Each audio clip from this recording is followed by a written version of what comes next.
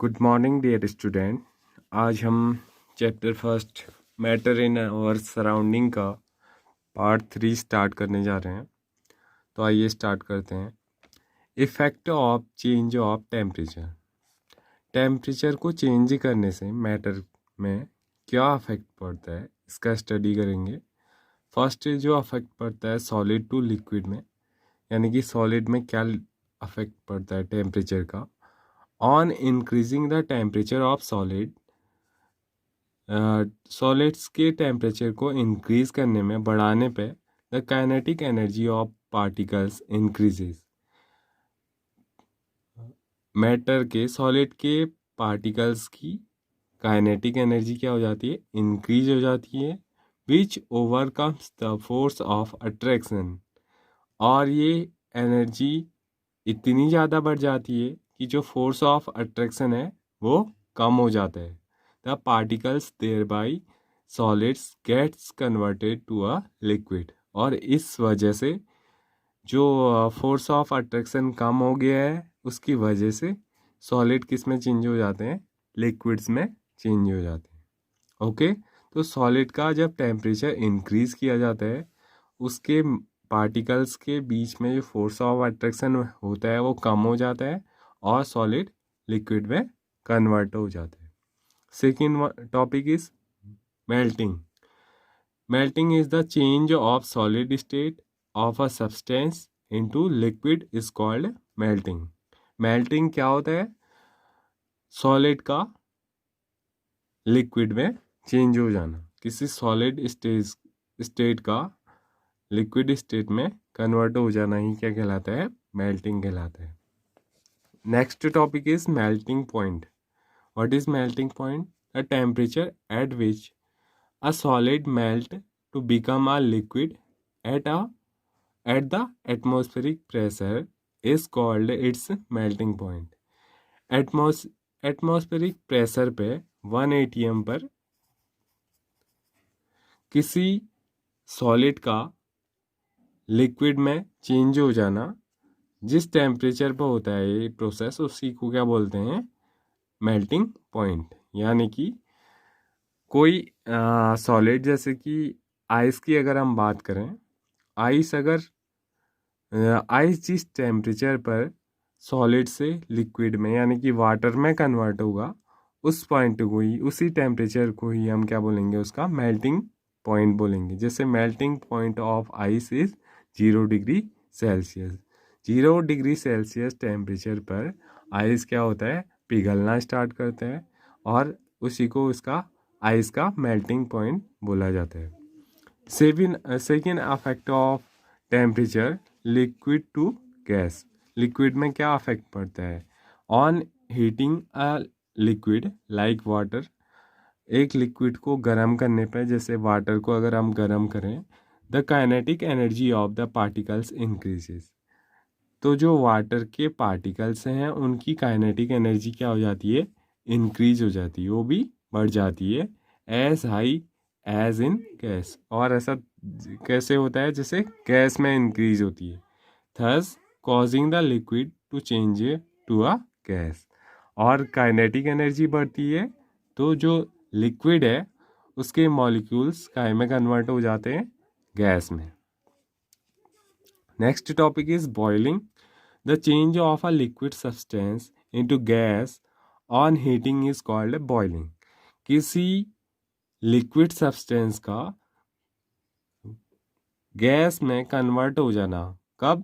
जब उसे गर्म किया जाता है, हीट करने पर लिक्विड का सॉलिड गैस में कन्वर्ट होना ही क्या कहलाता है, बॉइलिंग कहलाता है। Okay, next topic is boiling point. The temperature at which a liquid boils and change rapidly into a gas at atmospheric pressure is called its boiling point.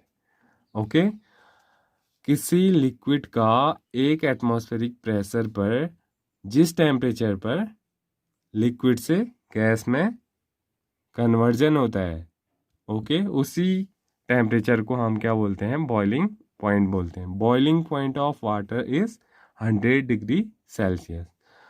अगर हम water को 100 डिग्री सेल्सियस तक गर्म करें तो वो किस में कन्वर्ट हो जाती है, वाटर वेपर में कन्वर्ट हो जाती है। तो वाटर का बॉइलिंग पॉइंट कितना होता है, 100 डिग्री सेल्सियस।